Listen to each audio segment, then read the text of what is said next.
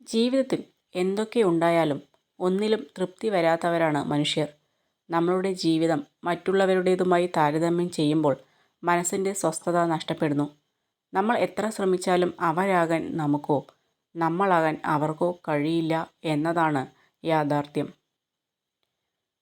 ആരെങ്കിലും നിങ്ങളെ മിസ് ചെയ്യുമ്പോൾ 80% സമയവും അവർ നിങ്ങളുടെ സ്വപ്നത്തിൽ പ്രത്യക്ഷപ്പെടാൻ സാധ്യതയുണ്ട്. ചതിക്കപ്പെടുകയാണ് എന്ന് തോന്നിയാൽ പിന്നെയും അവിടെ നിൽക്കാതെ അടുത്ത നിമിഷം തിരിഞ്ഞു നടക്കാൻ എല്ലാ മനുഷ്യർക്കും കഴിയട്ടെ. നല്ല ചിന്തകൾ മാത്രമല്ല, അത് പ്രാവർത്തികമാക്കാനുള്ള നല്ലൊരു മനസ്സും കൂടി ചേരുമ്പോഴാണ് നല്ല ചിന്തകൾ എന്ന വാക്കിന് അർത്ഥമുണ്ടാകുന്നത്. നിങ്ങളിലെ ഏറ്റവും മികച്ചത് കണ്ടെത്താൻ സാധിക്കുകയും നിങ്ങളെ ശക്തരാക്കുകയും ചെയ്യുന്ന വ്യക്തികളെ എപ്പോഴും ചേർത്തു നിർത്തുക.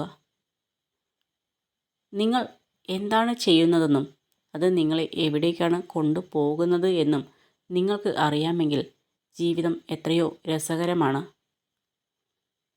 നിങ്ങൾ ദുഃഖങ്ങളിൽ തന്നെ ശ്രദ്ധ കേന്ദ്രീകരിക്കുകയാണെങ്കിൽ നിങ്ങൾ കൂടുതൽ ദുഃഖിക്കപ്പെടും.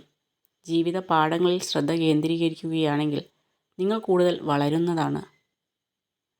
സ്വന്തം തെറ്റുകൾ ഒരിക്കലും അംഗീകരിക്കാത്ത ആളുകളിൽ നിന്നും അകലം പാലിക്കുക. കാരണം അവർ എല്ലായ്പ്പോഴും നിങ്ങളെ തെറ്റുകാരനാക്കാൻ ശ്രമിക്കും.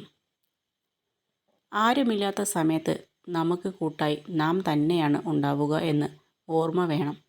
നമ്മുടെ സ്വപ്നങ്ങളും ഇഷ്ടങ്ങളും അറിഞ്ഞ് ജീവിതത്തെ വിവേകത്തോടെ ആഘോഷമാക്കി മാറ്റുക. നമ്മുടെ ജീവിതം നിയന്ത്രിക്കാനുള്ള അധികാരം മറ്റാരെയും ഏൽപ്പിക്കരുത്. എന്തും നന്നായി ചെയ്യാനുള്ള ആർജവം നേടുക. സത്യസന്ധമായി ആഗ്രഹിച്ച് അത് നേടിയെടുക്കുക. ഇതൊന്നും സ്വയം അല്ലാതെ മറ്റാർക്കും ചെയ്യാൻ കഴിയില്ല എന്ന സത്യം മനസ്സിലാക്കുക. ഏത് സാഹചര്യത്തിലായാലും പ്രലോഭനങ്ങൾക്ക് വഴങ്ങാൻ മനസ്സിനെ അനുവദിക്കരുത്. അധ്വാനിക്കുന്നവന് ദാരിദ്ര്യവും മൗനം പാലിക്കുന്നവന് കലഹവും ജാഗ്രതയുള്ളവന് അപകടവും വന്നു ചേരില്ല.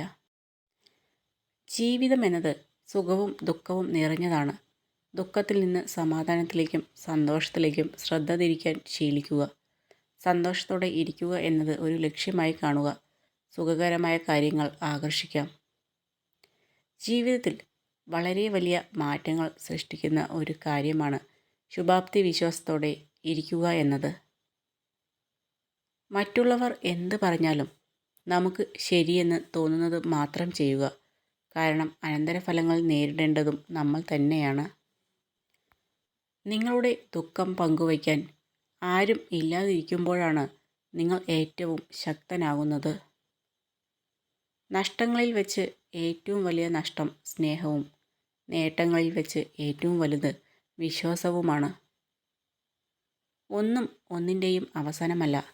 ഒരു അസ്തമയം ഉണ്ടെങ്കിൽ തീർച്ചയായും ഒരു ഉദയവും ഉണ്ടാവും. അങ്ങനെയാണ് ജീവിതവും പ്രകൃതിയും നമ്മെ പഠിപ്പിക്കുന്നത്.